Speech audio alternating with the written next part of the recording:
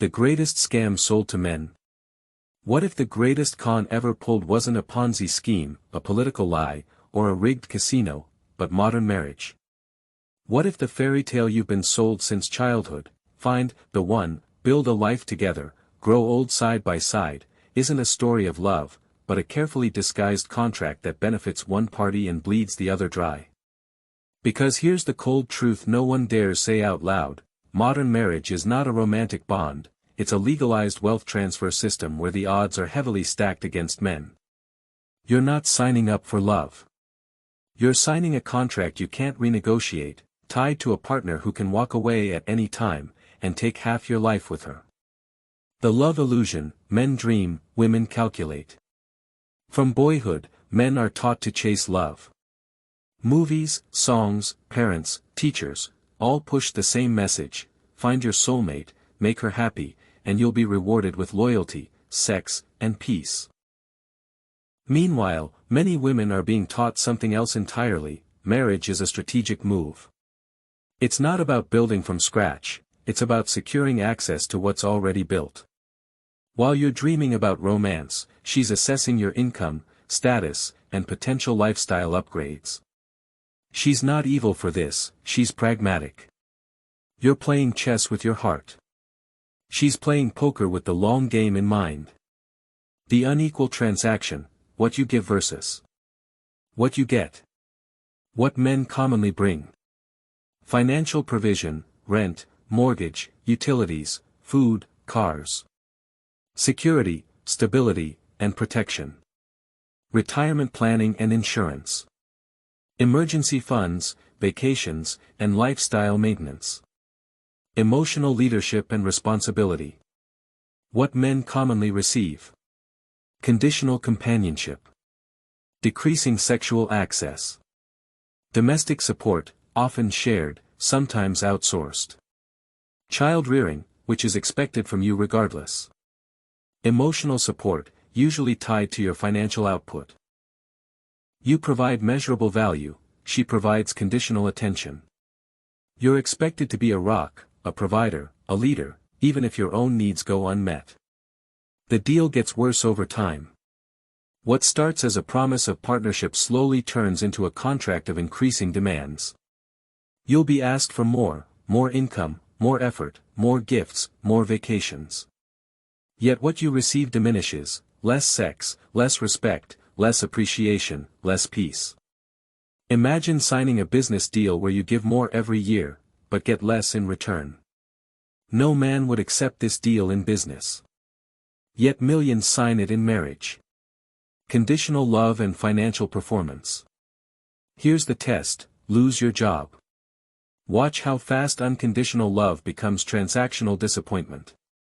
The same woman who once swore, for better or worse, may now weaponize your struggles against you.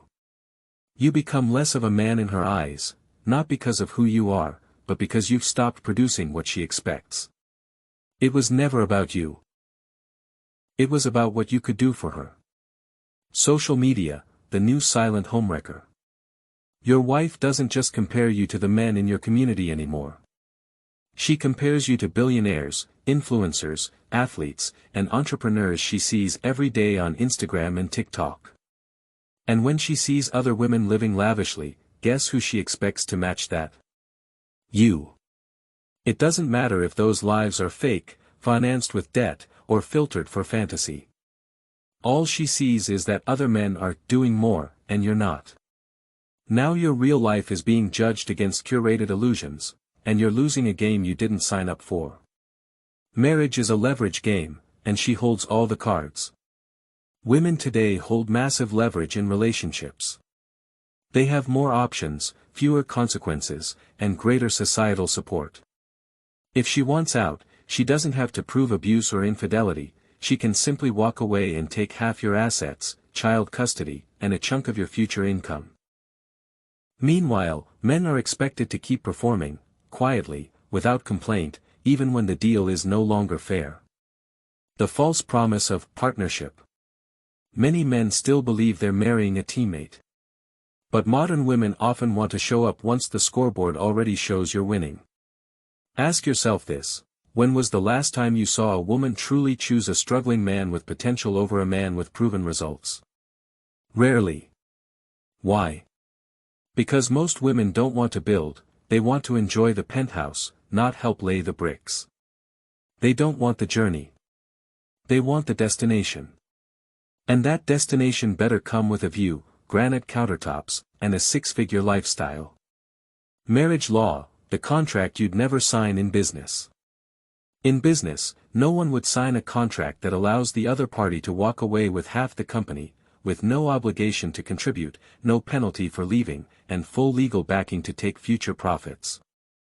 Yet that's exactly what marriage is today. Men face asset seizure, 50% or more.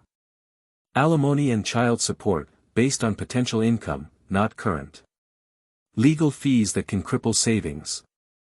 Emotional trauma and reputational damage. Ongoing legal obligations regardless of her conduct. Women face no legal obligation to contribute financially. No penalty for infidelity or abandonment. Legal priority in custody battles. Social sympathy and institutional support. This isn't a partnership. It's a trap with the illusion of love but the teeth of a courtroom. Understanding the divorce industrial complex. You've hit on a critical point. The system surrounding marriage often profits more from its failure than its success. This is the divorce industrial complex, where a man's pain and financial ruin becomes someone else's paycheck. When a marriage ends, a new economy begins. Divorce lawyers, mediators, and even therapists are financially incentivized to keep the process contentious and prolonged. A messy, drawn-out divorce means more billable hours, while a quick, amicable settlement means less profit. The legal system, with its procedural complexities and court fees, is designed to be a slow, expensive machine. The system doesn't care about fairness, it cares about process and profit. Even if your wife initiates the divorce, you are the one who pays for it. You pay her lawyer's fees in some states, you pay your own lawyer's fees, and you pay the financial consequences of the divorce decree. This is often framed as a way to protect the weaker party, but it functions as a powerful mechanism to extract wealth, primarily from men. The alternatives, prioritizing freedom and financial security. You don't have to swear off women or intimacy to protect yourself.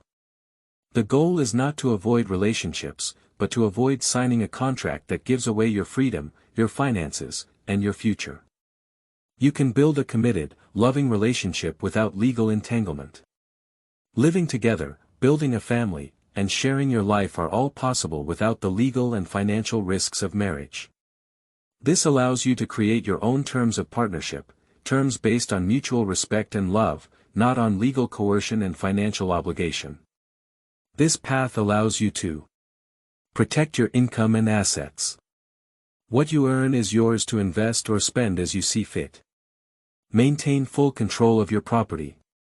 Your house remains your house, and your savings remain your savings. Avoid legal enslavement. You are free to leave a toxic relationship without facing financial ruin. This alternative is not about being cold or unromantic, it's about being strategic and logical. It's about ensuring that your relationship is a source of joy and partnership, not a legal and financial liability waiting to happen. If you still choose marriage, the smart man's approach. If, after all this, you still believe marriage is the right path for you, you must approach it as a serious business deal, not a fairy tale. You must choose logic over illusion. Here's how a smart man navigates this dangerous terrain. 1. Consult a divorce attorney before you propose. Before you even think about buying a ring or planning a proposal, consult a divorce attorney, not a wedding planner, not a romantic friend, and definitely not your mother. Why? Because weddings are about dreams, but divorce is about reality. A divorce attorney will walk you through the consequences of marriage from a legal standpoint, not a sentimental one. They will show you what happens when the honeymoon ends and the court proceedings begin. They'll explain alimony, child custody, asset division, and the way fault is often irrelevant in the courtroom. You'll learn how your finances, future income, and even your access to your children can be placed in jeopardy simply by signing the wrong piece of paper without knowing the risks. A smart man doesn't prepare for war after the battle starts. He studies the battlefield first. 2. Protect your assets with a prenuptial agreement. A prenuptial agreement is not a sign of distrust, it's a contract of clarity. It's a way of establishing boundaries, expectations, and fairness before emotions, resentment, or legal battles cloud judgment. Without a prenup, the default contract of the state takes over, and that contract was not written with your best interest in mind. That contract assumes you'll pay even if she cheats. That contract assumes your labor and income are hers by default. That contract was designed to disempower you in the event of a breakup. With a prenup, you're not saying you expect failure, you're saying you refuse to be financially ruined if it happens. It's no different than insurance, you hope not to need it, but you'd be foolish not to have it. And if she resists the idea of a prenup? That's your first red flag. A woman who sees you as a partner will understand the need for mutual protection. A woman who sees you as a future payout will be offended.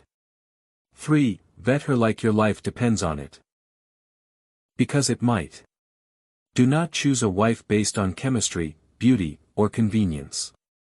Those are fleeting. Marriage is a strategic alliance, and if you don't vet her thoroughly, you might be signing up for financial destruction, emotional manipulation, and legal entrapment. Look at how she handles money. Does she spend recklessly or expect lifestyle inflation based on your income? Observe her reactions to stress, conflict, and disappointment. Does she throw tantrums, threaten to leave, or go silent for days? Look at her family, especially her relationship with her father. A woman who disrespects her father will likely carry that same contempt into your marriage. More importantly, study her values. Does she respect masculine leadership? Is she loyal? Does she have a sense of duty, or is she driven by feelings and entitlement? The truth is, you can't afford to marry the wrong woman. It's not just your happiness on the line, it's your freedom, your wealth, your legacy, and your mental health. 4. Understand the system. Modern marriage isn't broken, it's weaponized. Stop saying the system is broken. It's not. It's working exactly as intended. The modern institution of marriage is structured to benefit women, enrich the state, and penalize any man who enters it unaware. The state inserts itself as a third party in your relationship and becomes an enforcer if things go wrong. The woman gets incentives, financial, legal, and emotional, to walk away if she no longer feels fulfilled. And the man? He gets told to man up and keep paying. This isn't about bitterness. It's about understanding the game you're being invited to play. The average man thinks marriage is a romantic contract. The smart man knows it's a legal and financial one. While others chase fantasy, he reads the fine print. 5. The smart man doesn't hate marriage, he redefines it. A wise man doesn't walk into a burning building without protection. He doesn't sign a contract he hasn't read. He doesn't hand over control of his assets, children, and future to someone just because she said, "I love you." The smart man doesn't hate marriage, but he respects its power. He understands that love is emotional, but marriage is legal. He sees through the illusions sold by media, tradition, and peer pressure. He recognizes that most men are shamed into blind compliance, while women are coached to negotiate from a place of advantage. So instead of complaining or withdrawing, he equips himself with knowledge. He gathers intel. He prepares. He leads the relationship from a place of clarity and strength, not fantasy and need. Final words. If you're going to enter marriage, enter it like a man, not like a lovesick fool. Don't just protect your heart. Protect your name. Protect your wealth. Protect your peace. Because in the end, it's not about whether you trust her today, it's about whether you can protect yourself if she changes tomorrow. Marriage may still have value. But only if you define the terms. Read the contract. Know the system. And never forget, the law doesn't care about your feelings, only your signatures.